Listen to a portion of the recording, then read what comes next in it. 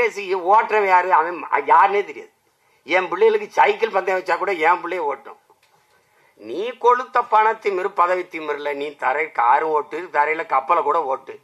ஆனா இந்த ஆட்டு எத்தனை நாளைக்குன்னு நீங்க கவனத்தில் தம்பி. இங்க பாரு தம்பி, உலகத்துல மிகப்பெரிய ராஜ்யங்கள்லாம் சரிஞ்சு விழுந்திருக்கு. கோட்டையே விழுந்திருக்குது, குப்பமேடு. ஒரு காத்து வந்தா எங்க பறந்து எங்க போகும் தெரியாது. இதெல்லாம் அங்க ஆயிரக்கணக்கான குடிசை இருக்கு, ஆயிரக்கணக்கான குடிசை இருக்கு. ஆப்போசிட்ல அதுக்கு எழுத்த மாதிரி குடிசை இருக்கு. அதுக்கு பேர் என்ன, ஏதோ பெரிய நம்ம அம்மா அந்த சத்யவாணி முத்து இது சத்யா நகர்னு பேரு, சத்யவாணி முத்து அவங்க பேர்ல. எதிர்த்த மாதிரி ராஜீவ்காந்தி அவர்கள் பேர்ல ஒரு மருத்துவமனை, தாத்தா ஓமந்தூர் ராமசாமி பேர்ல ஒரு மருத்துவமனை, அரசு மருத்துவமனை. இந்த ஒலி பெருக்கியில் இருக்கிற சத்தம் அங்க கேக்குது. அது வந்து அந்த உயிர் ஊர்தி வந்து ஓங்கி ஓங்கின்னு கத்திக்கிட்டு இருக்கு, நகர முடியல. அவ்வளவு அடுக்கடுக்கடுக்கான நெரிசலான போக்குவரத்து. இதுல இப்ப சோழாவரத்துல எல்லாம் அங்க சரிப்பா ஓட்டுறதுன்னு ஆயிடுச்சு, அங்க போப்பா.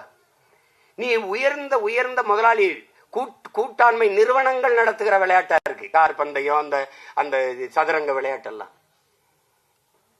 அதான் திரும்ப திரும்ப சொன்னேன், நீங்க விளையாட்டுத்துறை அமைச்சரா இருங்க, விளையாட்டு அமைச்சராயிராது. நீங்க ரொம்ப விளையாட்டு அமைச்சரா இருந்து இந்த வேலையெல்லாம் பண்ண கூடாது. எல்லாரும் சொல்றோம், இவ்வளவு சத்தம் போடுறோம், அதையும் மீறி நீங்க நடத்துறீங்க. நடத்துங்க. அதாவது அநீதி அக்கிரமம் பெருகும் போது தானே ஒரு புதிய ஒன்று தோன்றும். இது ஒன்றும் பண்ண முடியாது. இது இப்போதைக்கு நமக்கு இருக்கிற மிகப்பெரிய பொறுப்பும் கடமையும் இங்கே பல்வேறு அமைப்புகளை சேர்ந்த பெருமக்கள்.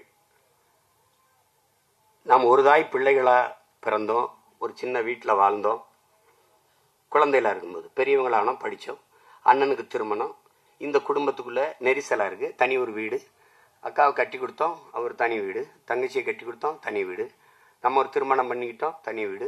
இப்படி தனித்தனி வீடுகளா வசதியாக வாழ்வதற்காக வீடு கட்டி குடியேறிட்டாலும், தாத்தாவின் மரணம் எல்லாரும் கூடுவோம், அண்ணன் மகளின் திருமணம் எல்லாரும் கூடுவோம், தங்கச்சி பொண்ணுக்கு காது குத்து எல்லாரும் கூடுவோம். அப்படி ஒரு குடும்பத்தில் பொது நிகழ்வு என்று எல்லோரும் கூடும்போது, நம் இனத்தின் பொது சிக்கல் என்று வரும்போது, இங்கே தனித்தனி வீட்டில் இருப்பது போல தனித்தனி இயக்கங்களா இருந்தாலும் ஒரே நோக்கத்துக்காக ஒன்றிணையும் போதுதான் தமிழ் தேசிய அரசியல் வலிமை பெற முடியும், விடுதலை பெற முடியும் என்பதை அறிவார்ந்த தமிழ் சமூக மக்கள் புரிந்து கொள்ளணும். இங்கே தமிழரசன் என்பது தனி மனிதன் அல்ல, அது ஒரு இனத்தின் வரலாறு, எழுச்சியின் பெருங்குறியீடு.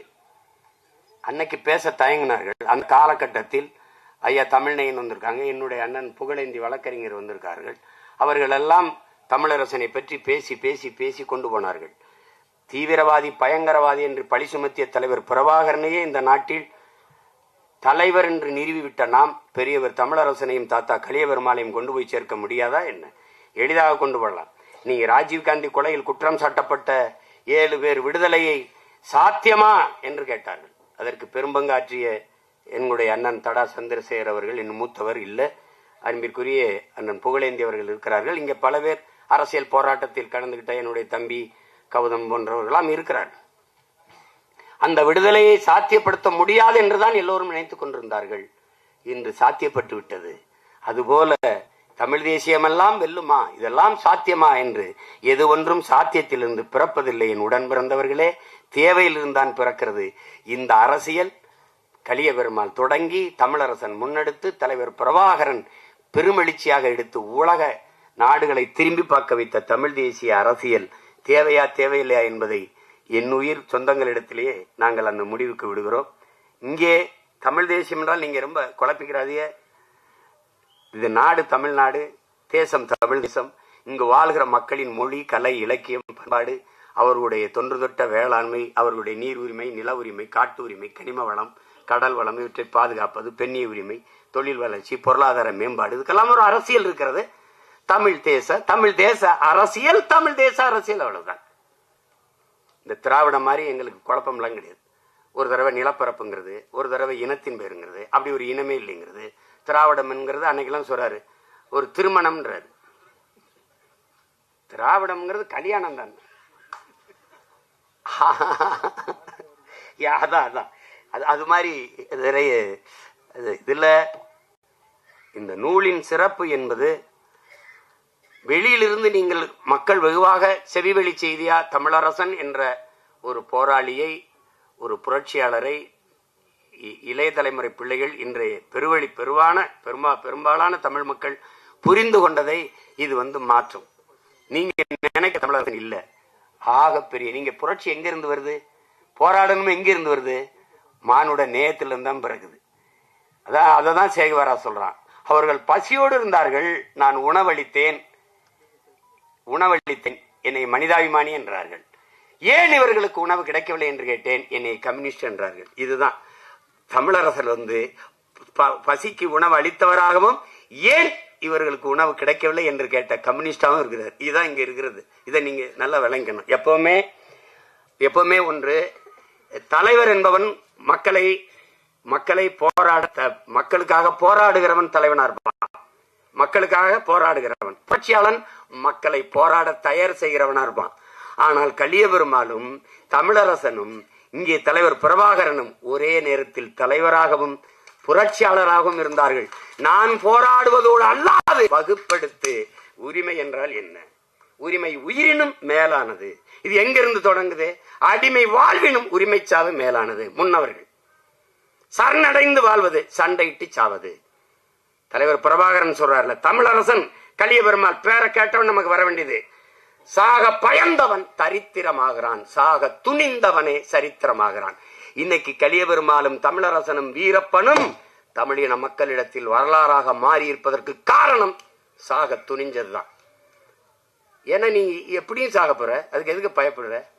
அததான் ஐயா அப்துல் கலாம் வேற வடிவத்தில் சொல்றார், உன் பிறப்பு சாதாரணமா இருக்கலாம், இறப்பு சரித்திரமா இருக்கணுங்கிறார். அப்படி தன் பிறப்பை அர்த்தமுள்ளதாக மாற்றி, வாழ்க்கையை அர்த்தமுள்ளதாக மாற்றி, வாழ்வின் முடிவை சரித்திரமாக மாற்றிய புரட்சியாளர் பெரியவர் தமிழரசன் என்பதை இந்த நூலை படித்து முடிக்கும் போது உங்களுக்கு தெரியும். அந்த முடிவு நீங்க ஆண்டனி குயின் எடுத்த உமர் முக்தார் பார்த்திருப்பீங்க.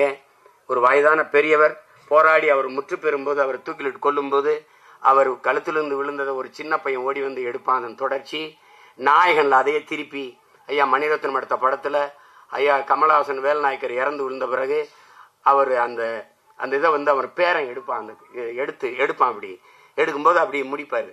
அது மாதிரி புரட்சியாளர் பெரியவர் தமிழரசன் இல்லைனாலும் அவர் இறந்த தினத்தில் பிறந்த நம் தமிழரசன் இருக்கிறான். எங்க இருக்கா? அங்க இருக்கான். அதே மாதிரி கருத்த முகம், உருவம், அந்த என்ன சொல்றது, அதே மாதிரி இருக்கான், அப்படியே இருக்கான். அதனால எது ஒன்றும் முடிவுற்றது என்று எண்ணி விடாதீர்கள் என் உடன் பிறந்தவர்களே. வெட்டிய மரத்தின் வேரில் இருந்து தழித்து முளைக்கும் அந்த செடி போல தமிழ் பேரினம் விழுந்து விழுந்து எழும். நாங்கள் விழுவதெல்லாம் அழுவதற்கல்ல, எழுவதற்கென்பதை நிரூபித்து காட்டிக் கொண்டிருக்கிறோம்.